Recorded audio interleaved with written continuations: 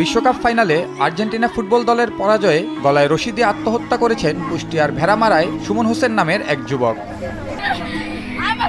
সোমবার ২০ জুলাই ভোর ৪টার দিকে উপজেলার বহিরচর এলাকায় এ ঘটনা ঘটে। নিহত সুমন হোসেন ওই এলাকার আফজাল হোসেনের ছেলে। তিনি পেশায় একজন ভ্যান চালক। এ ঘটনায় সুমনের পরিবারে চলছে শোকের মাতম। এলাকায় নেমে এসেছে শোকের ছায়া। সারা খেলা দেখেছে, রান্না করেছে, নিজে খাইছে এবং মানুষে খাওয়াইছে। খাওয়ানোর পরে সকালবেলায় আসার পরে বাড়িতে আসার পরে ওয়াইফ বলেছে মোবাইলটা চার্জ দিয়ে ঘুমাও। এতদিনই করলাম, আর্জেন্টিনা হারিয়ে গেল, এই খবর দিতে মানে কষ্ট সহ্য না করতে পেরে খেলা দেখেছে, সে ভাতও পাক করে, রান্না বাড়া সে নিজে করে নিজেতে মানুষ খাওয়াইছে। তারপর সেও খাওয়া আছে, আর্জেন্টিনা হারিয়ে গেছে, সে সাপোর্টার করত। আমার আসি ঘরে সে মোবাইল টেপছে। আমি বউ বলে যে তুই সকালে গাড়ি যাবেন মোবাইল ফি ঘুমাও, আমি উঠলাম মোবাইল পাবেন। এবারে বউ ঘুমাই গিয়েছে, কখন ঘুমাই চললেন কেউ।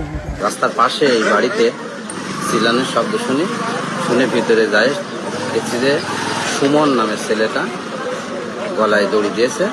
আমি দ্রুত তাকে উদ্ধার করার জন্য তাকে লাশটা আমি নামাইছি। এই খেলাধুলার পারপাসে আর্জেন্টিনা হারার জন্য, এই জন্য সে অভিমান সহ্য করতে না পারি সে আত্মহত্যা করেছে। পুলিশ সূত্রে জানা গেছে, সুমন আর্জেন্টিনা ও স্পেনের মধ্যকার ফাইনাল খেলা দেখে বাড়িতে আসেন। তখন সে অনেকটা বিমর্ষ ছিলেন। স্ত্রী জেমি খাতুন তাকে দ্রুত ঘুমিয়ে যেতে বলেন। এরপর ঘুম থেকে সকালে উঠে স্ত্রী দেখেন সুমন গলায় ফাঁস দিয়েছেন। লাশ উদ্ধার হয়েছে, পরিবারের পক্ষ থেকে কোনো অভিযোগ নাই এবং এলাকাবাসীর অনুরোধে যেহেতু অভিযোগ নাই, কোনো কিছু নাই, আমরা লাশ দিয়ে আসছি। এই বিষয়ে একটা অপমৃত্যু মামলা রুজু হয়েছে।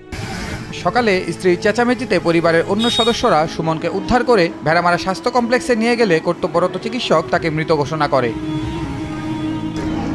সুমন হোসেন আর্জেন্টিনা ফুটবল দলের একজন কট্টর সমর্থক। প্রিয় দলের পরাজয়ে মানসিকভাবে বিপর্যস্ত ছিলেন সুমন। কোনোভাবেই মেনে নিতে পারছিলেন না আর্জেন্টিনার পরাজয়। নিউজ ডেস্ক, দেশ টিভি।